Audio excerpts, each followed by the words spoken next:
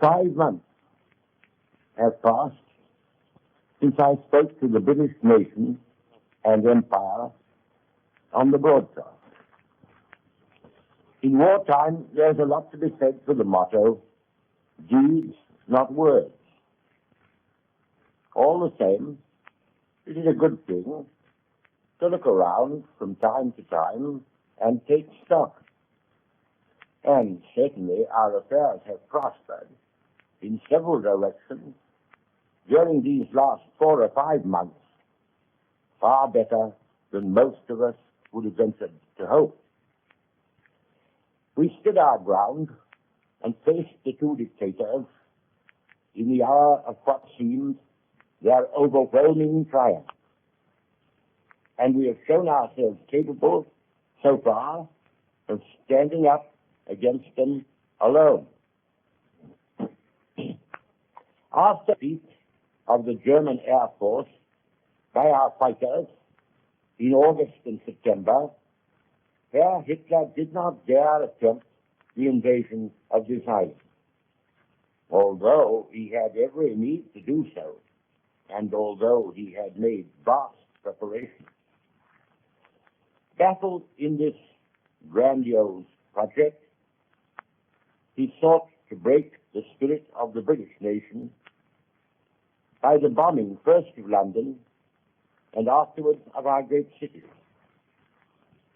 It has now been proved, to the admiration of the world and of our friends in the United States, that this form of blackmail by murder and terrorism, so far from weakening the spirit of the British nation, has only roused it to a more intense and universal flame than was ever seen before in any modern community. The whole British Empire has been proud of the mother country, and they long to be with us over here in even larger numbers. We have been deeply conscious of the love for us which has flowed from the dominions of the Crown across the broad ocean spaces. There is the first of our war aims, to be worthy of that love and to preserve it. All through these dark winter months, the enemy have had the power to drop 3 or 4 tons of bombs upon us for every ton we could send to Germany in return. We are arranging so that presently this will be rather the other way around. But meanwhile, London and our big cities have had to stand their pounding. They remind me of the British squares at Waterloo. They are not squares of soldiers. They do not wear scarlet coats. They are just ordinary English, Scottish, and Welsh folk, men, women, and children, standing steadfastly together. But their spirit is the same, their glory is the same, and in the end, their victory will be greater than far-famed Waterloo. All honor to the civil defense services of all time, emergency and regular, volunteer and professional, who have helped our people through this formidable ordeal, the like of which no civilized community has ever been called upon to undergo. If I mention only one of these services tonight, namely the police, it is because many tributes have been paid already to the others. But the police have been in it everywhere, all the time. And as a working woman wrote to me in a letter, what gentlemen they are. More than 2/3 of the winter has now gone. And so far we have had no serious epidemic. Indeed, there is no increase of illness in spite of the improvised conditions of the shelter. That is most creditable to our local medical and sanitary authorities, to our devoted nursing staff, and to the Ministry of Health, whose head, as you may have seen, Mr. Malcolm MacDonald, is now going to Canada in the important office of High Commissioner. There is another thing which surprised me when I asked about it. In spite of all these new wartime offenses and prosecutions of all kinds, in spite of all the opportunities for looting and disorder, there has been less crime this winter, and there are now fewer prisoners in our jails than in the years of peace. We have broken the back of the winter. The daylight grows. The Royal Air Force grows, and is already certainly master of the daylight air. The attacks may be finished. The life. So, if our first victory was the repulse of the invader, our second was the frustration of his acts of terror and of torture against our people at home. Meanwhile, abroad, in October, a wonderful thing happened.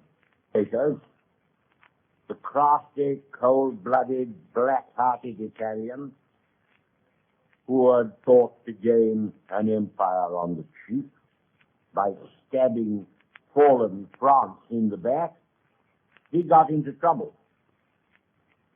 Without the slightest provocation, spurred on by lust of power and brutish greed, Mussolini attacked and invaded Greece, only to be hurled back ignominiously by the heroic Greek army, who, I will say, with your assent, have revived before our eyes the glories which, from the classic age, gild their native land.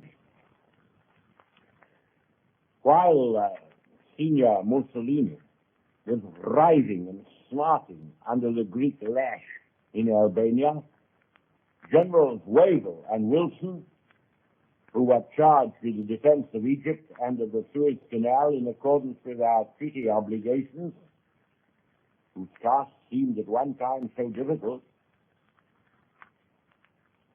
they had received very powerful reinforcements.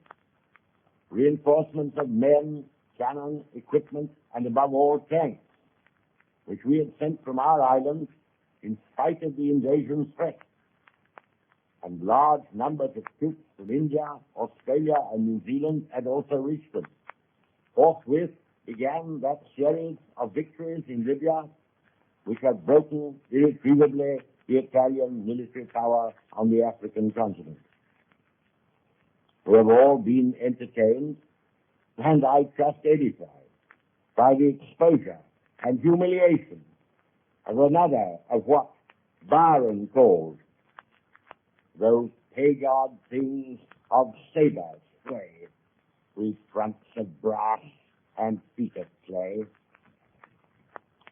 Here, then, in Libya, is the third considerable event upon which we may dwell with some satisfaction.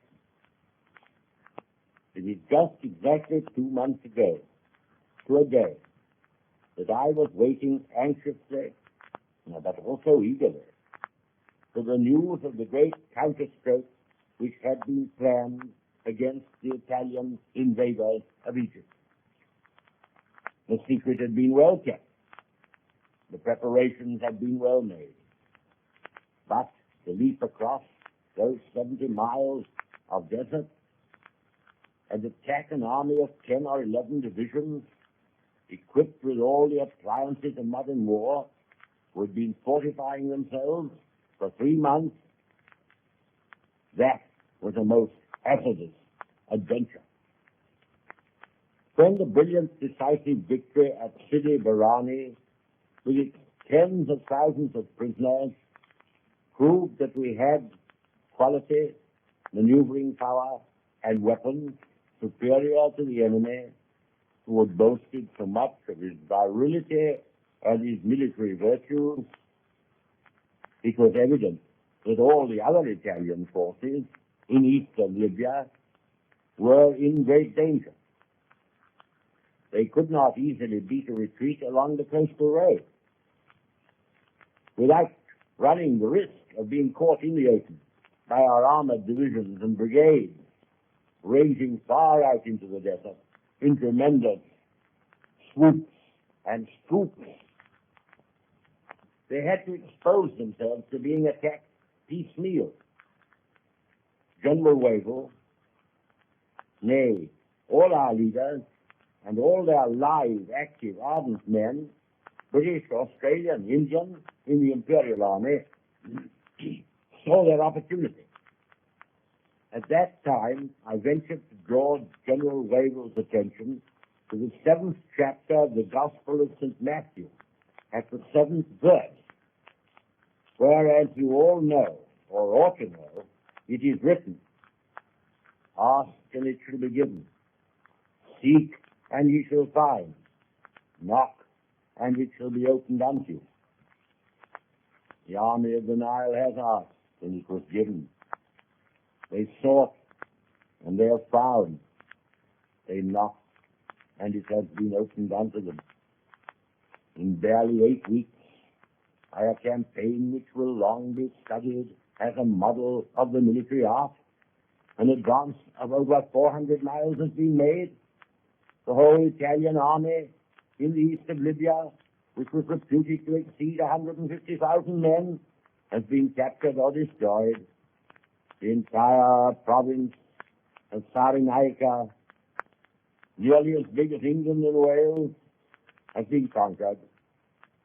The unhappy Arab tribes who have for 30 years suffered from the cruelty of Italian rule, carried in some cases to the point of methodical extermination, these Bedouin survivors have at last seen their oppressors in disorderly flight, or led off in endless groves as prisoners of war.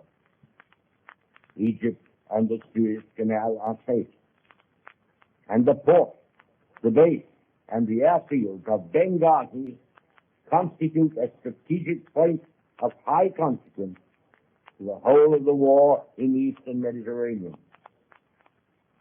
This is the time, I think, to speak of the leaders who, at the head of their brave troops, have rendered this distinguished service to the king. The first and foremost, all the armies of the Middle East, has proved himself a master of war, sage, painstaking, daring, and tireless. But General Wavell has repeatedly asked that others should share his fame. General Wilson, who actually commands the army of the Nile, was reputed to be one of our finest tacticians, and few will now deny him that quality. General O'Connor, commanding the 13th Corps, with General Mackay, commanding the splendid Australian, and General Cray, who trained and commanded the various armored divisions which were employed, these 3 men executed the complicated and astoundingly rapid movements which were made and fought the actions which occurred. I've just seen a telegram from General Wavell in which he says that the success at Benghazi was due to the outstanding leadership and resolution of O'Connor and Cray, ably backed by Wilson. I must not forget here to point out the amazing mechanical feats of the British tanks, whose design and workmanship have beaten all records and stood up to all trials, and show us how closely and directly the work in the factories at home is linked with the victories abroad. Of course, none of our plans would have succeeded had not our pilots, under Air Chief Marshal Longmore, from a far more numerous enemy. Nor would the campaign itself have been possible if the British Mediterranean fleet under Admiral Cunningham had not chased the Italian navy into its harbors and sustained every forward surge of the army with all the flexible resources of sea power. How far-reaching these resources are, we can see from what happened at dawn this morning, when our Western Mediterranean fleet under Admiral Somerville entered the Gulf of Genoa and bombarded in a shattering manner the naval base from which perhaps a Nazi German expedition might soon have sailed to attack General Weygand in Algeria or Tunis. It is right that the Italian people should be made to feel the sorry plight into which they have been dragged by dictator Mussolini. And as the cannonade of Genoa, rolling along the coast, reverberating in the mountains, has reached the ears of our French comrades in their grief and misery, it may cheer them with the feeling that friends, active friends, are near, and that Britannia rules the way. The events in Libya are only part of the story. They are only a part of the story of the decline and fall of the Italian Empire. That will not take a future Gibbon so long to write as the original work. 1,500 miles away to the southward, a strong British and Indian army, having driven the invaders out of the Sudan, is marching steadily forward through the Italian colony of Eritrea, thus seeking to complete the isolation of all the Italian troops in Abyssinia. Other British forces are entering Abyssinia from the west, while the army gathered in Kenya, in the van of which we may discern the powerful forces of the Union of South Africa, organized by General Smuts, are striking northward along the whole enormous front. Lastly, the Ethiopian patriots, whose independence was stolen 5 years ago, have risen in arms, and their emperor, so recently in exile in England, is in their midst to fight for their freedom and his throne. Here then we see the beginnings of a process of reparation and of the chastisement of wrongdoing, which reminds us that though the mills of God grind slowly, they grind exceeding small. While these auspicious events have been carrying us side by side from what many people thought a forlorn position, and what certainly a very grave position, in May and June, to one which permits us to speak with sober confidence of our power to discharge our duty, heavy though it be, in the future. While this has been happening, a mighty tide of sympathy, of goodwill, and of effective aid has begun to flow across the Atlantic in support of the world cause which is at stake. Distinguished Americans have come over to see things here at the front and to find out how the United States can help us best and soonest. Mr. Hopkins, who has been my frequent companion during the last 3 weeks, we have the envoy of the President who has been newly re-elected to his august office. In Mr. Wendell Willkie, we have welcomed the champion of the great Republican Party. We may be sure that they will both tell the truth about what they have seen over here. And more than that, we do not ask. The rest we leave with good confidence to the judgment of the President, the Congress, and the people of the United States.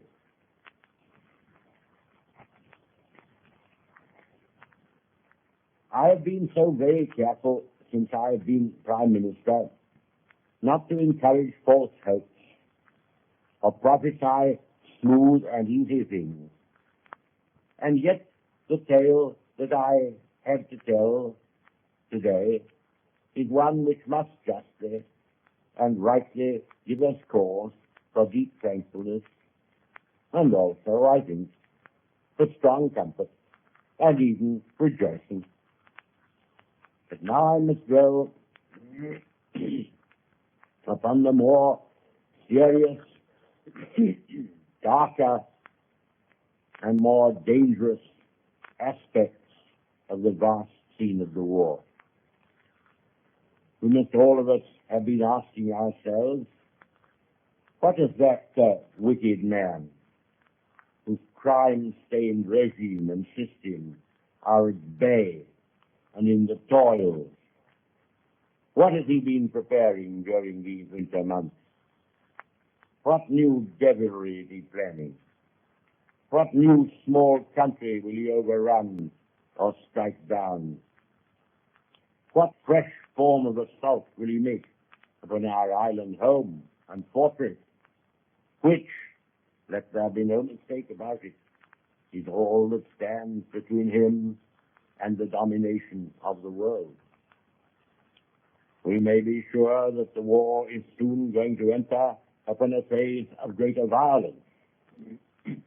Hitler's confederate Mussolini has reeled back in Albania, but the Nazis, having absorbed Hungary and driven Romania into a frightful internal convulsion, are now already up in the Black Sea.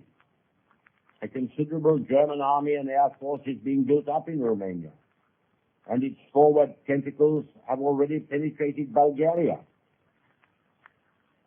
With that, we must suppose the acquiescence of the Bulgarian government.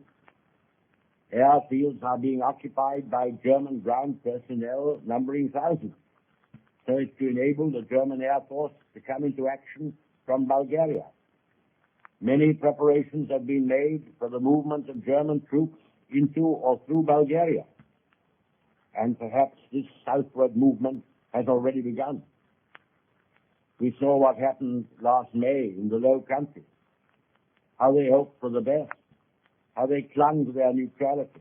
Fully they were deceived, overwhelmed, plundered, enslaved, and since starved.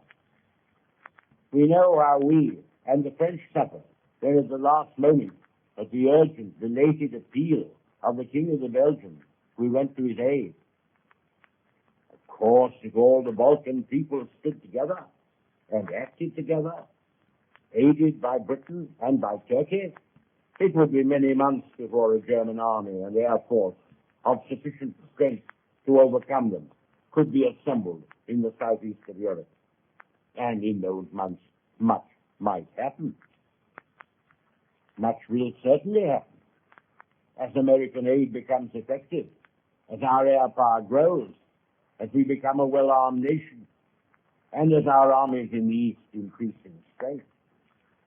But nothing is more certain than that if the countries of southeastern Europe allow themselves to be pulled to pieces one by one, they will share the fate of Denmark, Holland, and Belgium, and none can tell how long it will be before the hour of their deliverance strikes. One of our difficulties is to convince some of these neutral countries in Europe that we are going to win. We think it astonishing that they should be so dense as not to see it as clearly as we do ourselves. I remember in the last war in July 1915, we began to think that Bulgaria was going wrong. So Mr. Lloyd George, Mr. Bonner Law, Sir F.E. Smith and I asked the Bulgarian minister to dinner to explain to him what a fool King Ferdinand would make of himself if he were to go in on the losing side. It was no use. The poor man simply could not believe it, or couldn't make his government believe it. So Bulgaria, against the wishes of our present population, against all our interests, fell in at the Kaiser's tail and got sadly carved up and punished when the victory was won. I trust that Bulgaria is not going to make the same mistake again. If they do, the Bulgarian peasantry and people, for whom there has been much regard, both in Great Britain and the United States, will for the third time in 30 years have been made to embark upon a needless and disastrous war.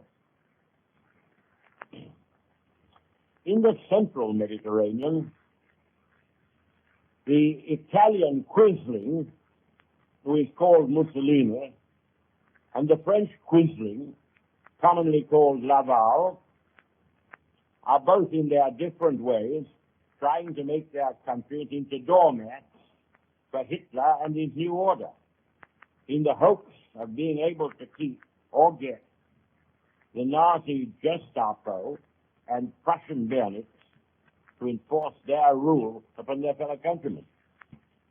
I cannot tell how the matter will go. But at any rate, we shall do our best to fight for the central Mediterranean. I dare say you will have noticed a very significant air action which was fought over Malta a fortnight ago. The Germans sent an entire geschwader of dive bombers to Sicily. They seriously injured our new aircraft carrier Illustrious. And then, as this wounded ship was sheltered in Malta harbor, they concentrated upon her all their force so as to beat her to pieces. But they were met by the batteries of Malta, which is one of the strongest defended fortresses in the world against air attack. They were met by the Fleet Air Arm and by the Royal Air Force, and in 2 or 3 days they had lost, out of 150 dive bombers, upwards of 90, 50 of which were destroyed in the air and 40 on the ground. Although the Illustrious, in her damaged condition, was one of the great prizes of the air and naval war, the German Geschwader accepted the defeat. They would not come any more. All the necessary repairs were made to the Illustrious in Malta harbor, and she steamed safely off to Alexandria under her own power at 23 knots. I dwell upon this incident, not at all because I think it disposing of the danger in the central Mediterranean, but in order to show you that there, as elsewhere, we intend to give a good account of ourselves. But after all, the fate of this war is going to be settled by what happens on the oceans, in the air, and above all in this island. Now to be certain that the government and people of the United States intend to supply us with all that is necessary for victory. In the last war, the United States sent 2 million men across the Atlantic, armies, firing immense masses of shells at one another. We do not need the gallant armies which are forming throughout the American Union, nor next year, nor any year that I can foresee. But we do need, most urgently, an immense supply of war materials and technical apparatus of all kinds. We need them here, and we need to bring them here. We shall need a great mass of shipping in 1942, far more than we can build ourselves, if we are to maintain and augment our war effort in the West and in the East. These facts are, of course, all well known to the enemy. And we must therefore expect that Herr Hitler will do his utmost to prey upon our shipping and to reduce the volume of American supplies entering these islands. Having conquered France and Norway, his clutching fingers reach out on both sides of us into the ocean. I have never underrated this danger, and you know I have never concealed it from you. Therefore, I hope you will believe me when I say that I have complete confidence in the Royal Navy, aided by the Air Force of the Coastal Command, and that in one way or another, I am sure they will be able to meet every changing phase of this truly mortal struggle, and that, sustained by the courage of our merchant seamen and of the dockers and workmen of all our ports, we shall outwit, outmaneuver, outfight, and outlast the worst that the enemy's malice and ingenuity can contrive. I have left the greatest issue to the end. You will have seen that Sir John Dill, our principal military adviser, the chief of the Imperial General Staff, has warned us all yesterday that Hitler may be forced by the strategic, economic, and political stresses in Europe to try to invade these islands in the near future. That is a warning which no one should disregard. Naturally, we are working night and day to have everything ready.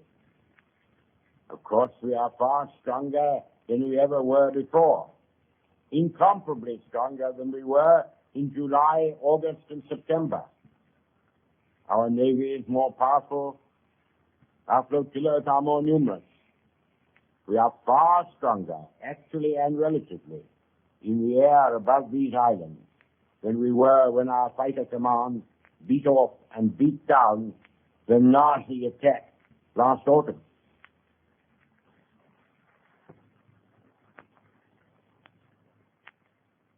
Our army is more numerous, more mobile, and far better equipped and trained than in September, and still more than in July. I have the greatest confidence in our Commander-in-Chief, General Brooke, and in the generals of proved ability who under him guard the different quarters of our land. But most of all, I put my faith in the simple, unaffected resolve to conquer or die, which will animate and inspire nearly 4 million Britons with serviceable weapons in their hands. It is not an easy military operation to invade an island like Great Britain without the command of the sea and without the command of the air, and then to face what will be waiting for the invader here. But I must drop one word of caution. For next to cowardice and to treachery, overconfidence, leading to neglect or slothfulness, is the worst of martial crimes. Therefore, I drop one word of caution. A Nazi invasion of Great Britain last autumn would have been a more or less improvised affair. Hitler took it for granted that when France gave in, we should give in. But we did not give in. And he had to think again. An invasion now will be supported by a much more carefully prepared tackle and equipment of landing craft and other apparatus, all of which will have been planned and manufactured during the winter months. We must all be prepared to meet gas attacks, parachute attacks, and glider attacks with constancy, forethought, and practiced skill. I must again emphasize what General Dill has said and what I pointed out myself last year. In order to win the war, Hitler must destroy. He may carry havoc into the Balkan states, he may march to the gates of India. All this will avail him nothing.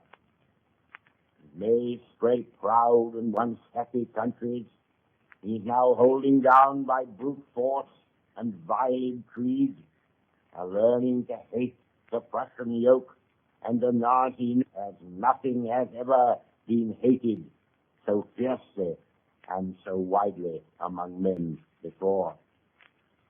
And all the time, masters of the sea and air, the British Empire, nay, in a certain sense, the whole English-speaking world, will be only bearing with them the swords of justice.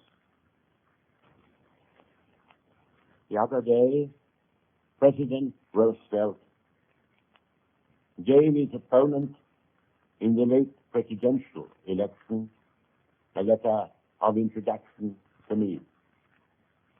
And in it he wrote out a verse in his own handwriting from Longfellow, which he said applies to you people as it does to us. Here is the verse. Sail on, O ship of state. Sail on, O Union, strong and great. Humanity, with all its fears, with all the hopes of future years, is hanging breathless on thy face. What is the answer that I shall give in your name to this great man, the thrice chosen head of a nation of 130 million? Here is the answer which I will give. The President wrote so. Put your confidence in us. Give us your faith and your blessing, and under providence all will be well. We shall not fail or falter. We shall not weaken or tire. Neither the sudden shock of battle nor the long-drawn trials of vigilance and exertion will wear us down. Give us the tools, and we will finish the job.